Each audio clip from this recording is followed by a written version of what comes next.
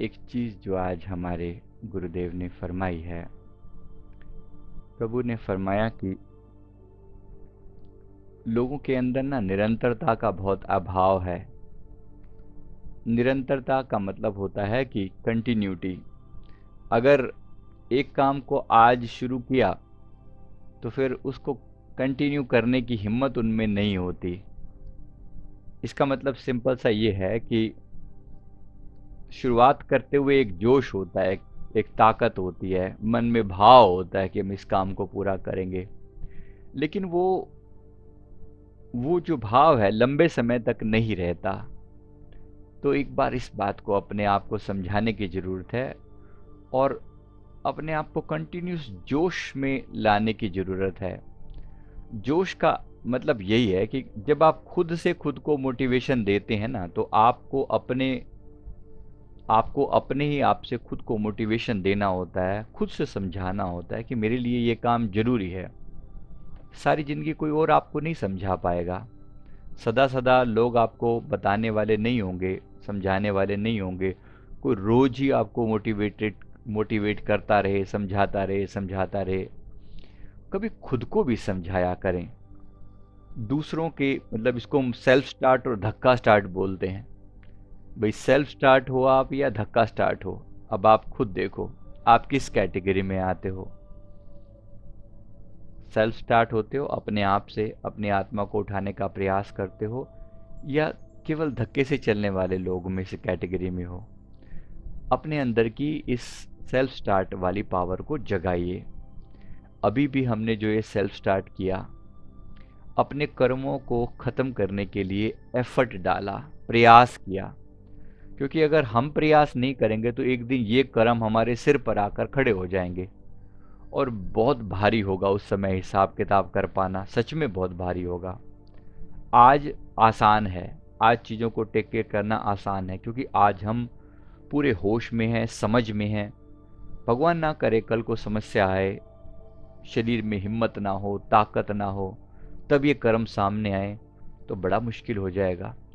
इसलिए अभी से खुद को हिम्मत दें और बार बार मोटिवेट करें, अपना एक डिसिप्लिन बनाएं, अपना एक रूटीन बनाएं कि मुझे अपने जीवन में ये कार्यवाही आज के लिए करनी है। जैसे जीवन का एक गोल होता है ना, आपके जीवन का कोई गोल है, आपका जीवन किस दिशा में जा रहा है।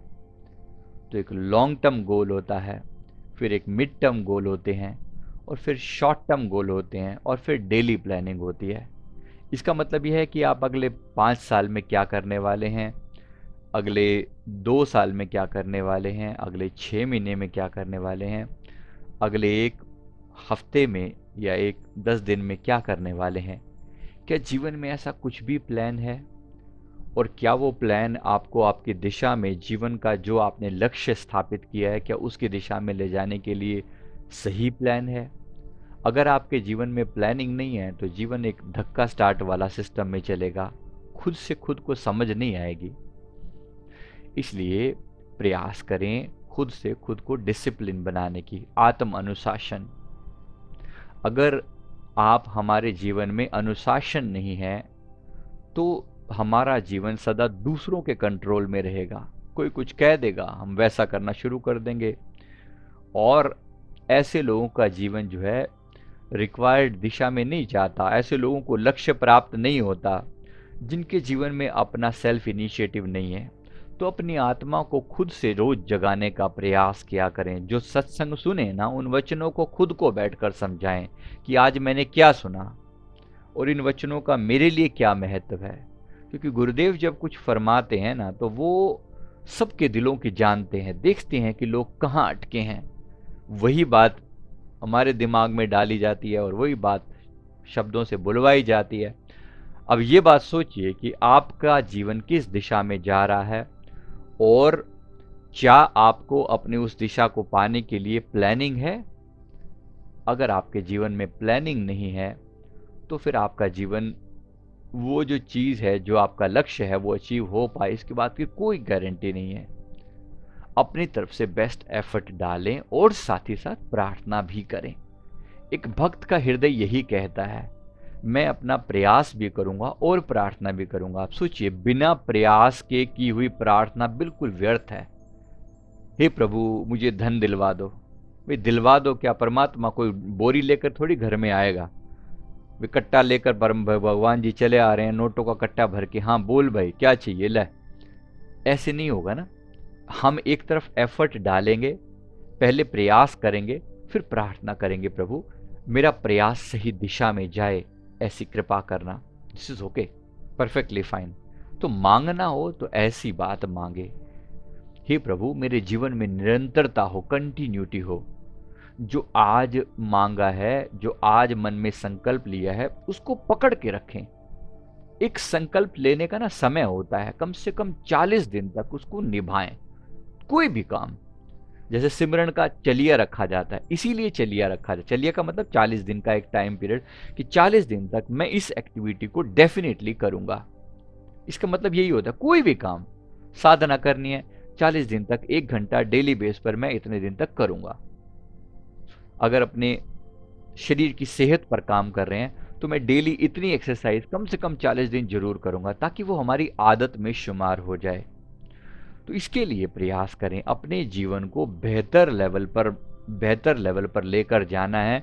तो अपने आप को अपने आप से पुश करना पड़ेगा, खुद से खुद को समझाना पड़ेगा। अपना नाम लेकर खुद से बातचीत करें, अपना नाम लेकर। मेरे पास ऐसे न जाने कितने ऑडियो हैं जो मैं खुद को बैठकर समझाया करता हूँ कि संजीव ऐसे नहीं, ऐसे ये काम, अरे ऐसे नहीं होगा भाई, ऐसे नहीं, ऐसे करना है, आज से ये चीज करनी है।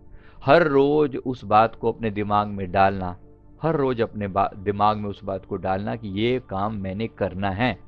डेली बेस पर बार बार पुश करना। आपका किया हुआ पुश आप ही का किया हुआ पुश है। गुरुदेव, एक मेरे सदगुरुदेव भगवान जी ने एक बार अपनी जीवन यात्रा के बारे में दिखाया कि आपको क्या लगता है, क्या हम हमारे जीवन में तकलीफें नहीं आती? हम भी इस धरती पर जब अवतार धारण करते हैं, बेशक सारी शक्तियां हमारे पास होती हैं, लेकिन कुदरत की ओर से हम अपने आप को शक्तियों का यूज नहीं कर सकते। हमें जब इस संसार में जन्म लेना होता है तो संसार अपनी इंसान जैसी कैपेबिलिटी के साथ ही हम जन्म लेते हैं। हाँ, हम परमात्मा रूप हैं, इसमें कोई शक नहीं है, और अपने भीतर के परमात्मा को हम कभी भी जगा सकते हैं। हमारे में और उनमें भेद क्या है? बस वो अपनी सभी कैपेबिलिटीज को जानते हैं और हम अभी जानने का प्रयास कर रहे हैं। तो खुद को खुद से कुछ क्वालिटीज याद दिलानी पड़ती हैं, बार बार खुद से खुद को याद दिलाना पड़ता है कि मैं यहाँ पर एक पर्पस के लिए आया हूँ, एक मकसद के लिए आया हूँ, और अगर मैं खुद को नहीं जगाऊंगा तो कोई और मेरे बिहाफ पर मुझे नहीं जगाएगा। खुद से खुद को ही जगा पाए हम। ये बिल्कुल ऐसा ही है कि अपने पाँव के जूतों को पकड़ के अपने आप को ऊंचे उठाना।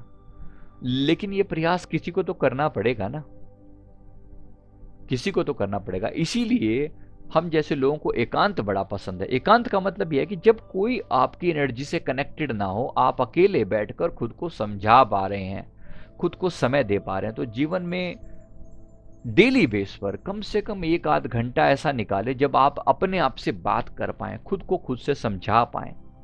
बैठकर भी समझाया जाता है और चलते फिरते तो समझाया ही जाता है, बात की जाती है अपने आप से। खुद को बोलिए, नहीं ये काम मेरे लिए जरूरी है, मुझे करना है। आपका मन दूसरों का कहना नहीं मानता। कभी कभी ना सेल्फ डिसिप्लिन अगर होगा ना, अपने आत्मा से खुद को समझाने का अगर आपको कला आती है ना, तो फिर दूसरों के समझाने की जरूरत नहीं पड़ेगी। हाँ, दूसरों का कहना आपके लिए एक स्टार्टिंग पॉइंट बन जाएगा कि ऐसा मुझे समझाया गया, अब मैं भी खुद को समझाऊं। तो जब जब सत्संग सुनने को मिले, जो बात आपको अच्छी लगे, चाहे छोटी सी बात ही, मैं नहीं कहता पूरा सत्संग आपको दिमाग में जाएगा। अब ये डिपेंड करता है कि आपकी कितनी क्षमता है। अगर आपके दिमाग में वो बात जा रही है तो सुंदर है, लेकिन खुद को दोहराए बिना वो काम नहीं बनेगा। 24 घंटे बाद आपसे पूछा जाए कि भाई साहब क्या सत्संग में क्या सुना था, सब भूल जाते हैं, कुछ भी नहीं याद रहता। लेकिन अगर याद रखा दिलाना है खुद को, मुझे बहुत अच्छे से याद है, सत्संग सुनने जाया करते थे संडे को 3:30 बजे हमारे कुटिया पे आश्रम पे सत्संग होता था, और पैदल जाना होता था। करीब 3 किलोमीटर का सफर, और पैदल की यात्रा होती थी अधिकतर अधिकतर।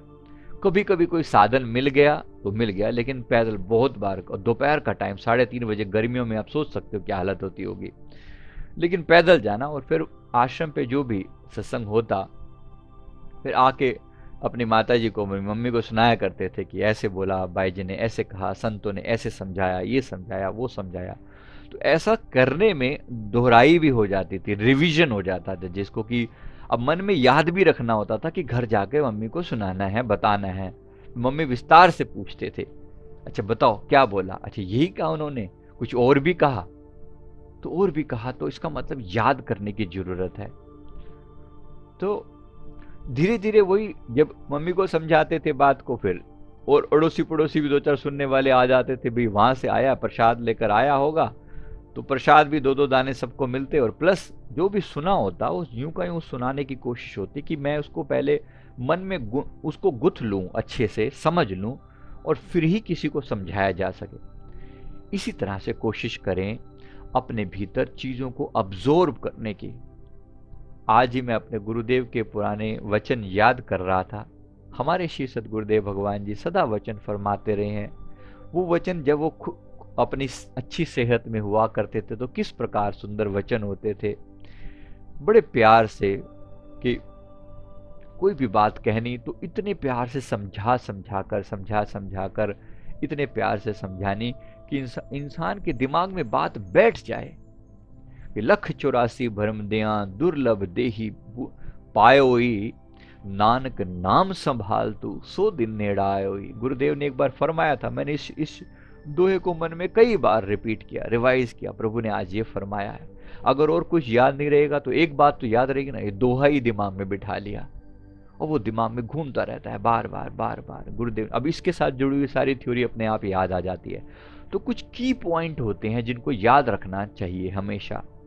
ऐसे ही अपने जीवन के कुछ प्रिंसिपल बनाइए, क्योंकि अगर आप नियम नहीं बनाएंगे ना तो दूसरे के बनाए हुए नियमों पर हमेशा बंधे रहेंगे, और गुलामी कभी किसी को अच्छी नहीं लगती। सेल्फ डिसिप्लिन, आत्म सुधार, आत्म कल्याण और आत्म अनुशासन। सेल्फ डिसिप्लिन, आज के लिए गुरुदेव ने यही फरमाया कि आत्म अनुशासन पर चलें। हर रोज कोई आपको पुश करे जरूरी नहीं, सदा ये पुश करने वाले भी नहीं रहेंगे, क्योंकि जब कोई समझाने वाला नहीं रहता अधिकतर लोग भटक जाते हैं। इसलिए एक बार मन को ऐसा समझा लें कि खुद से खुद को ही समझाया जा सके। और एक बार आप खुद से खुद को सुधारना जानते हैं ना, तो सारा संसार फिर आपके लिए टीचर हो जाता है, समझाने वाला हो जाता है। छोटी सी बात भी आपके जीवन में क्रांति ला सकती है। ये क्रांति घटित होनी चाहिए। इस बार ये अवसर चूकना नहीं, वरना बहुत पछतावा होगा, बहुत पछतावा होगा। ये गोल्डन चांस मिला है, इस गोल्डन चांस का फायदा जरूर उठा लेना। गुरु की कृपा है, ये अपने आप को गुरु के हवाले कर दिया है हमने। सहजो शिष्य ऐसा भला, जैसे माटी मोए, आपा सौंप कुम्हार को, जो कुछ होए सो होए। वो अपने आप को समझाता है कि मुझे अपने गुरु की राह पर चलना है, मुझे कोई समझा रहा है, मुझे उस राह पर चलना है, और फिर अपने जीवन को बदलना है। और देखिए सुधार हुआ है कि नहीं हुआ। लगातार आपका मन आपको समझाने के लिए, आपका मन आपको खुद से गवाही देता है कि हाँ मेरे अंदर चेंज आ रहा है। और एक बार इसे वो आनंद का रास्ता पता लग जाए ना, ये उस पर उसके लिए चलना मुश्किल नहीं है। इसको आनंद का रास्ता पता लगना बहुत जरूरी है। क्या आपको पता लग गया है? क्या आपका जीवन सेल्फ डिसिप्लिन में ढल चुका है? अगर नहीं ढला तो कोशिश कीजिए, क्योंकि ये सदा सदा चीजें आपके फेवर में ऐसी नहीं रहेंगी, सदा समझाने वाले नहीं रहेंगे। एक समय आएगा जब हम अपने आप को यही चीजों को याद कर करके परेशान होंगे। तो सेल्फ डिसिप्लिन इज द की। अपने आप को समझाइए और एक डिसिप्लिन बनाने की कोशिश कीजिए। ये सारी चीजें अपने आप से जुड़ी हैं। जैसे हम बोलते हैं ना, self discipline is the key to self progress. पहले प्रोग्रेस होती है, फिर finally self aim, self goal, हमारी आत्मा का जो लक्ष्य है वो हासिल होता है। तो डेली बेस पर अपना एक डिसिप्लिन बनाने की कोशिश करें। क्या आप एक डिसिप्लिन में चल रहे हैं? और अगर चल रहे हैं तो क्या आप अपने गोल के नज़दीक पहुंच रहे हैं, पास जा रहे हैं? क्या आपका गोल आपको अचीव हो रहा है? डेली बेस पर खुद को प्यार से समझाते हुए, ये मन जो है, ये मन का नाम ही मन है। मन मतलब मान जाता है। ये ऐसा नहीं है कि ये मानता नहीं, ये मानता है, ये मानता है, लेकिन बड़े प्यार से समझाना पड़ता है खुद से। तो खुद से ही समझाने की कोशिश करें, खुद से ही खुद को समझाने की कोशिश करें। सतगुरु देव भगवान जी हमारे सदा दयालु हैं, उस सब पर उनकी ब्लेसिंग ऐसी बरसती है अगर हम अपनी ब्लेसिंग अपने आप पर रखें तो। इसलिए खुद को खुद से आशीर्वाद दिया करें कि भाई अब मेरा कल्याण हो जाए, क्योंकि गुरु ने कृपा में कोई कमी नहीं रखी। His blessing is infinite. The universe is giving us infinite. अब हम पर है कि हम कितना ले पा रहे हैं, how much we are able to receive. It all depends on us. हमारे ऊपर डिपेंड करता है कि हम कितना ले पा रहे हैं, कितने रिसेप्टिव हैं हम। अब लीजिए, मौका मिला है, यही समय गुरु पाए में गोता लीजिए खाए, गोता लीजिए खाए नाम के सरवर माही। ये मौका है, ये गोल्डन चांस मिला है। अब अपने आप को समझा लें, अब अपने आप को समझा लें। ये अवसर दुर्लभ महा, नित पाया नहीं जाए, जो अब के चेत्यो नहीं पछतावा रह जाए। ये अवसर दुर्लभ महा, ये महा दुर्लभ अवसर है, रोज नहीं मिलेगा। नित पाया नहीं जाए, जो अब के चेत्यो नहीं पछतावा रह जाए। अगर अब ये चांस नहीं मिला तो बाद में बहुत पछताना होगा। इसलिए बी केयरफुल, अपना एक डिसिप्लिन सेट करके अपनी आत्मा को सही राह पर डाल ले। ये नदी नाव संयोग है, हमेशा ये नाव नहीं रहेगी, हमेशा ये नदी नहीं रहेगी। आप जानते हैं ना, नदी में पानी जो बह रहा होता है ना, वो दोबारा कभी नहीं बहता। एक बार आपने नदी में हाथ डाला, दूसरी बार हाथ डाला, क्या आपको लगेगा सेम पानी हाथ आएगा? कभी नहीं, दोबारा नहीं। हम सब जो हैं नदी की तरह से बह रहे हैं। ये जीवन जो है ये बह रहा है, एक फ्लो में है। आज जो मिला है वो सदा नहीं मिलेगा। आज जो मिल रहा है आज ही मिल रहा है। ये ही गोल्डन चांस है। ये हो तेरो अवसर, एहो तेरी बार, घट भीतर तू देख विचार, कह कबीर जीत या हार, बहुविधि कयो पुकार पुकार। अनेक अनेक तरीके से बात को समझाना पड़ता है, किसी तरीके से समझ आ जाए और हम अपने आत्मा के कल्याण के रास्ते पर चल पड़ें।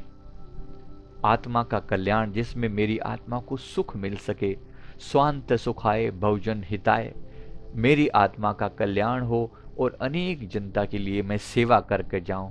Service to humanity will happen only after you have served yourself.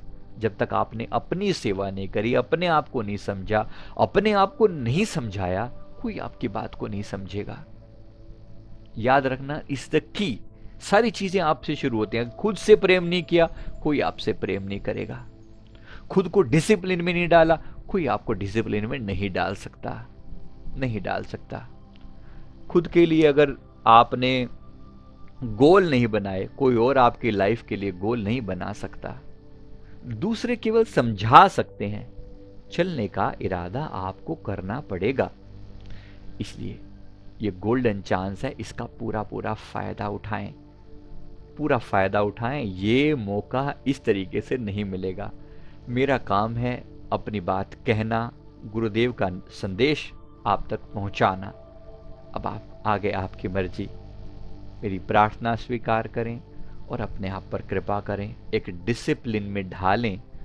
इस जीवन को इतनी खूबसूरती के साथ कंक्लूड करना है कि बस आपके चले जाने के बाद भी तालियां बजती रहनी चाहिए। ये ऐसा किरदार हो हमारा कि जाएं तो तालियां बजती रहें पीछे से कि वाह क्या जीवन जी कर गए हैं। और हर तरफ आदर्श स्थापित करना है। फिर बता दूं, हर तरफ, इसका मतलब केवल भक्ति की बात नहीं कर रहा हूं मैं यहां पर। जीवन के हर तरफ आदर्श स्थापित होना है। एक अच्छी मां बनना है, एक अच्छी पत्नी, एक अच्छा पति, एक अच्छा पुत्र, एक अच्छी पुत्री, एक अच्छा मित्र, एक अच्छा इंसान, एक अच्छे नागरिक और अंततः एक अच्छा भक्त, एक अच्छा सेवक जरूर बनना है। यही अपने आप को हर क्षेत्र में देखें कि कहां मेरी कमी है, कौन सी चीज़ है जो मुझे पूरी करनी है, जिस चीज़ में मैं कमज़ोर हूँ। इसी के लिए हमारे अंदर एक मन नाम का इंस्ट्रूमेंट दिया हुआ है। ये मन हमेशा कमी पर फोकस करता है। अच्छा है, कुछ बातों में ये बहुत अच्छा है, क्योंकि अगर ये कमी पर फोकस ना करे तो आप उसे पूरा कैसे करेंगे। तो ये सही सही करता है अपने हिसाब से, लेकिन कभी कभी इसको दिशा सही ना देने के कारण ना ये कमी, हम बहुत छोटी छोटी बातों को पकड़ कर बैठ जाते हैं और फिर दुखी होते रहते हैं। मेरे जीवन में वो कमी है जिसे मैं पूरा नहीं कर सकता। फिर उसके लिए पीछे मत भागने की जरूरत नहीं है।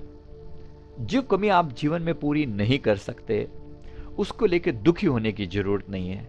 जो आपको कंडीशन दी गई है, इसी कंडीशंस के अंदर आपको अपने आप को परफेक्ट साबित करके दिखाना है। अपने आप को परफेक्ट साबित करके दिखाना है। जो भी मिला है बिल्कुल परफेक्ट है। This is the perfect time, perfect place, perfect surroundings, perfect country. Everything is just perfect. Nature ने, परमात्मा ने जो आपको दिया है ना, वो बिल्कुल जो देना चाहिए वही दिया है। अब तक जो दिया है वही दिया है जो आपको देना चाहिए।